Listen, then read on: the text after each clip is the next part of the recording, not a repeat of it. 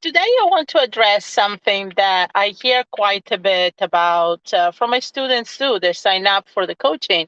Is that time? I don't have enough time to do this. I don't have enough time to get into real estate. And I want to really talk about this because we all have 24 hours in a day, right? And it's more about a matter of focus on how you want to live your life and the priority you give to time.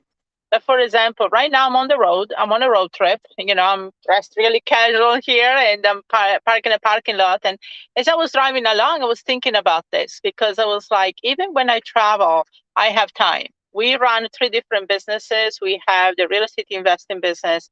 I have two coaching businesses, and we have the time. I have the time to do that and still enjoy and be on the road and travel around the country.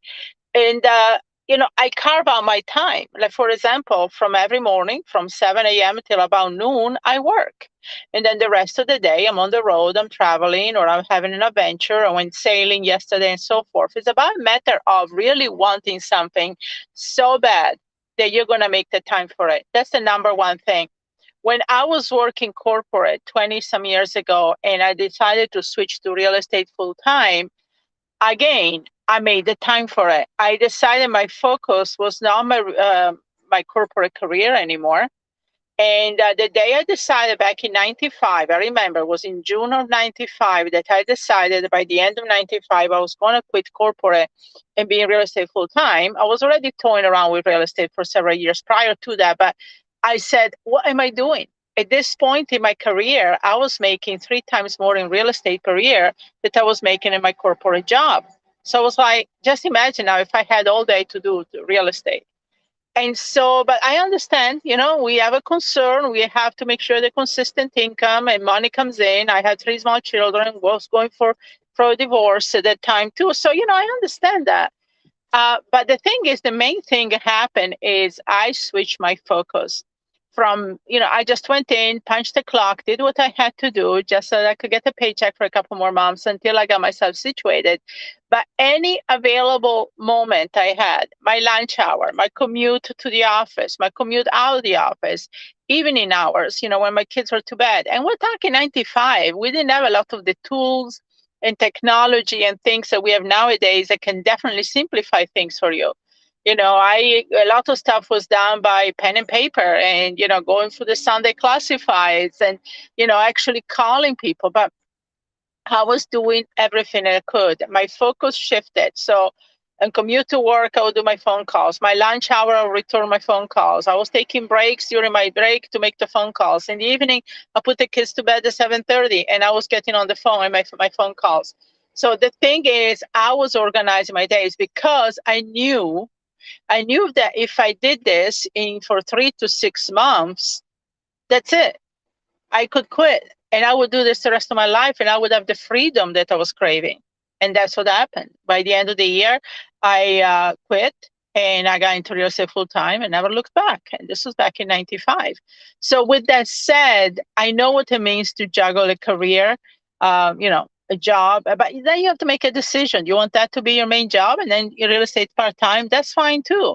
If you want to do real estate full time, then you really have to shift your focus on having another career, right? I mean, the thing is, I want real estate, I want the freedom, I want the flexibility. That's where I'm going to put my focus. And I want the business to be around my lifestyle, not the other way around. Like for me, at this point in my life, I want to travel, right? I travel and I go home for about a month, then I travel again. But I want to get any business I do that accommodates my lifestyle around that, not the other way around. I don't want to have to work around the clock. I don't want to have to sacrifice things that I want to do for the sake of the business. The business is supposed to serve your lifestyle. This business is supposed to give you the money so you can enjoy life, the freedom of time so you can spend time with family and friends or visiting places. That's what the business is supposed to do. You're not serving the business. You're not getting into another job. Otherwise, you might as well stay where you're at if you have a job like that already. But I just wanted to say, because like I said, a lot of time I hear about, oh, I don't have the time, I don't have the time. Well, it's a matter of you giving a priority and focus to the time and deciding that this is really what you want to do. And then you will carve a time around it, and you will rethink your life the way you want to work, and the way you want to live. Like I do, I'm on the road, like I said, and I do this every few weeks. We travel nationwide. I travel international. International is sometimes more of a challenge because of the time changes, right? You have, especially when I was in Australia a couple of years ago, there was 14 hours difference. But regardless, I am building a business around my lifestyle, not the other way around, not the lifestyle around my business. I will never do that again. So make a priority. What is your focus?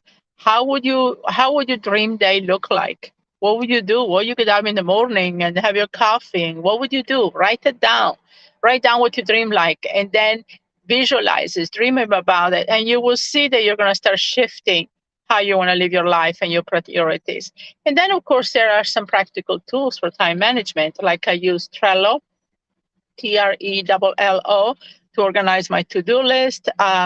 I organize, every week. I have it broken down by days, but I don't do a to-do list by day. I do more by the week, what I want to accomplish this week.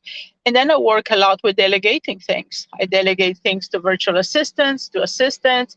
We have 6 people on board that we delegate to. And so it's like you don't have to do everything yourself. Yeah, in the beginning, of course, because you're going to probably be on a budget to start saving money. But even some of my students that do have the money in the budget, I say hire out. You don't have to do that. Stay in your zone of genius. Stay in visualizing the business and the lifestyle you want. Don't get lost in doing stuff that you can delegate to somebody else. Okay. So is it really a mind shift on how you want to live your life? It's a mind shift of organizing your business. But I'm here to tell you firsthand, it can be done. I've done it. I've switched out to corporate. I'm doing it now. I work and travel, and it can be done, and you'll be happy. Trust me. Okay. Hopefully this can help you. Take care.